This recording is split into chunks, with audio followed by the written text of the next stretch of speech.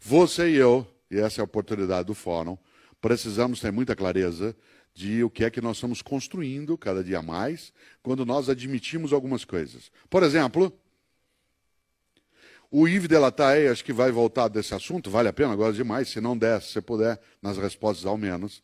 O Yves diz uma coisa especial naquele livro, Nos Labirintos da Moral. Ele diz, o jovem hoje substitui a noção de direitos por desejos, e, portanto, ele transformou desejo em direito. Isto é, se eu quero, você tem que me dar. E se você não der, porque você não gosta de mim. E se você fizer isso, eu vou me matar.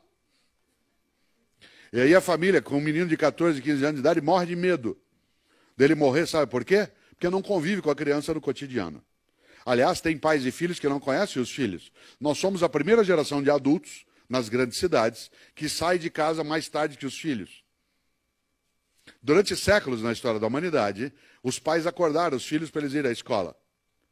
Hoje a criança acorda e vai sozinha na Kombi, na van, no ônibus, às 6h30 da manhã, 6h40, e o pai e a mãe saem 7h40, 8 horas para trabalhar.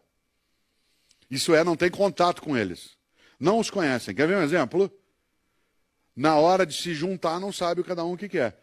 Se o teu filho fosse ouvir uma música, que tipo de CD que compraria para ele? Que música ele ouve? Se você fosse comprar um CD de música para ele, qual música ele ouve? Não estou falando do menino genérico, a criança abstrata do consumo. O teu filho, a tua filha, teu neto, que música ele ouve? Qual CD você compraria para ele? Ou, o contrário, qual CD que ele compraria para você? No dia dos pais, ele vai dar um CD, o que ele te dá? O que você ouve? A gente não ouve mais junto. Cada um usa o seu modo de ouvir e aí a gente fica ensurdecedamente, todo mundo surdo, falando ao mesmo tempo. Aí acontece uma coisa que a mídia faz e o consumo faz e que nós admitimos que é uma coisa execrável chamada vale presente ou vale CD, que é o ápice do anonimato. Eu não te conheço, você me conhece, apesar de nós sermos íntimos, certo? Eu trabalho com você todo dia, mas eu não te conheço. Você é meu filho, mas eu não te conheço, na hora de te dar um presente, te dou um vale CD. Olha, eu vou avisar, se você me der um vale CD, eu devolvo. Me dê dinheiro, então. Aí eu decido o que eu quero, se você é tão anônimo comigo. Por isso que cada vez mais nós inventamos uma coisa execrável que está se aproximando, para o meu desespero, que é amigo secreto. Aliás, qual amigo não é secreto? Há 20, 30 anos, uma família, ela trocava presentes do Natal. E era uma lembrancinha. O negócio é que, em função do consumo, nós começamos a achar que era muito caro comprar lembrancinha para todos. Mas se é uma lembrancinha, é só uma lembrancinha. E a gente faz um amigo secreto, que é uma coisa em que cada vez mais o outro de fato é secreto para você. Você não sabe o que ele faz, o que ele gosta. Aí fica aquela coisa chata na antivéspera de Natal, ou na noite, um monte de gente tendo, o meu amigo é... E aí você vai ter que descobrir que características ele tem naquela hora. Isso é curioso, engraçado e triste. É o anonimato. Que música ele ouve? Aí não sabe. Resultado, como é que eles foram formados desse jeito? Eles não nasceram prontos. Um menino ou uma menina não nasceu pronto. E aí é óbvio, nós formamos isso em casa, na educação. O pai e a mãe não encontram. Quando encontram, brigam. Não se juntam mais para comer. Hoje uma refeição é feita várias vezes num fast food, em que ela demora 15 minutos. Aliás, quando ela termina, o pai e a mãe dizem assim, que legal, tão bom quando a gente sai junto, a gente precisa sair mais. Quer ver um sinal de doença nossa? Nós saímos todos juntos no final de semana, a família inteira sai junto para comer comida caseira. Se isso não é doença coletiva, o que é? Qual que é a nossa ideia de casa? Aí diz, mas tá vendo? A mídia faz isso. O consumo. A minha filha, Carol, que tem 28 anos, ela, quando tinha 15, 16, como todo mundo nessa idade, vivia me ameaçando, como pai. Diz assim, eu vou me matar. Se você não fizer isso, não deixar eu viajar, eu vou pular da janela do prédio. Eu falava, filha, pelo amor de Deus, não pula lá embaixo, que eu vou tomar uma multa do condomínio. Eles proíbem de jogar lixo pela janela. Qual era a garantia que eu tinha que ela não ia se matar? Porque eu a conhecia, eu convivia com ela.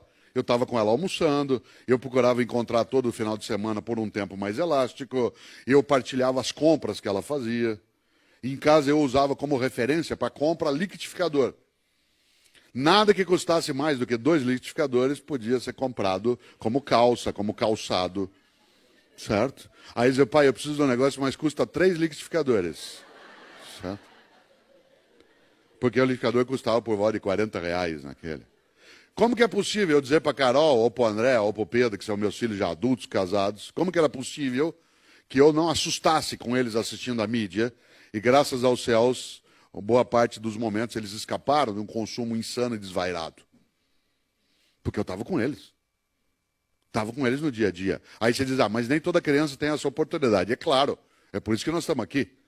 Mas o que eu quero chamar a atenção é que nós temos que inventar modos que não fiquem fixados só na temática da mídia e do consumo. Ela é um corpo docente poderoso, mas ela abre porta onde a gente deixou a porta destrancada. É por isso que ela entra convidada. Aliás, cada vez mais a gente compra aparelhos maiores para que ela entre. 20 polegadas era pouco, agora é 30, 40, 50. Eu ponho na sala, você põe para que ela entre. Venha. É você que sai, compra para o teu filho o preço, um tênis que custa o preço de 2 pneus de um carro. Ele não tem dinheiro para isso. Ou compra uma calça que custa o preço de uma TV de 25 polegadas. Sem ver a diferença de produto, de valor, de trabalho. É você, ele não compra isso. Mas se eu não fizer, ele vai ficar bravo comigo. E? Mas se eu não fizer, ele vai brigar comigo. E? Milhares de crianças brigaram, nós brigamos. Não pode, não pode.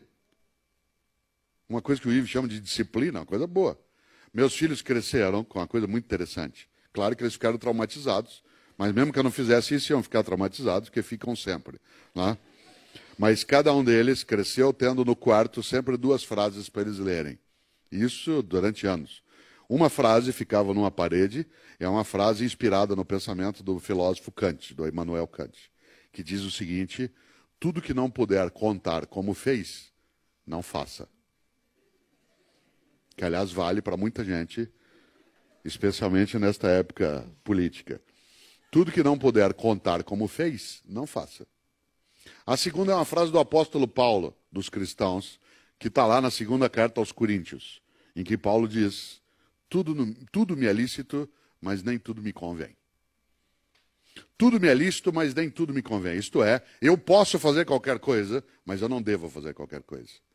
Tudo me é lícito, mas nem tudo me convém. Vale para a mídia, vale para a família, vale para a igreja, vale para nós. Quero ir amarrando um pouco essa ideia para pensar nesses 5 minutos antes dos 30, exatamente essa percepção. Claro que quando você estabelece a relação entre educação, infância e consumo, é evidente que existe uma responsabilização coletiva. Mas há alguns polos de atenção que são mais marcantes. Eu não tenho nenhuma dificuldade que as pessoas tenham contato com a mídia, inclusive com a publicidade, desde que ela seja formada para ver aquilo. Eu, por exemplo, não sou consumista no meu cotidiano. Isso tem a ver com o meu desejo, com a minha formação, com as minhas coisas. Tem a ver também com o jeito de viver. Alguém que vai fazer filosofia, obviamente, né, nem podia na vida ser consumista. Tá? Nem teria recurso para fazer isso. Tá? Então não é nem uma questão de condição. Mas mesmo assim, eu não sou. Eu não tenho atração. Nossa tarefa é impedir que as nossas gerações que conosco partilham a vida, elas sejam destrutivas, que elas sejam consumistas, que elas sejam ególatras, que elas sejam capazes de esquecer que a regra básica não é e não pode ser cada um por si, Deus por todos. Mas a regra é outra, é um por todos e todos por um. Termino de vez com uma frase que termina um livro, até que eu passei hoje para o Ives, que é um livro chamado Qual é a Tua Obra? É um livro que eu publiquei pela editora Voz, que eu gosto muito. Qual é a tua obra? Quando você se for, o que vai ficar? O que você vai deixar? Dado que caixão não tem gaveta, dado que a gente nada leva, o que nós vamos deixar? O que você e eu vamos deixar que não apodrece, não estraga e não será objeto de disputa odiosa? Porque muitas vezes a gente deixa coisa que é objeto de disputa odiosa. O que você e eu deixaremos? Qual é o nosso legado? Qual é a tua obra? E esse livro termina com essa frase que eu vou dizer agora, e vou dizê-la 2 vezes, pela força que ela carrega, e que uma vez, conversando com o Yves sobre isso, eu trouxe a frase à tona e ela se incorporou um pouco no nosso material. É uma frase do grande François Rabelais, né? Rabelais foi um grande monge beneditino do século XVI, escreveu Gargantua, Pantagruel, como você lembra, grande nome da Renascença francesa, e Pantagruel tem uma frase, Rabelais tem uma frase que eu direi duas vezes.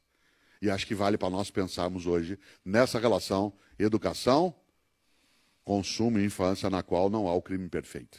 Disse o Rabelais: conheço muitos que não puderam quando deviam, porque não quiseram quando podiam. Digo de novo: conheço muitos que não puderam quando deviam, porque não quiseram quando podiam. A gente pode, deve, tem de querer. Do contrário, a gente desiste. E aí apodrece o que falta. Obrigado.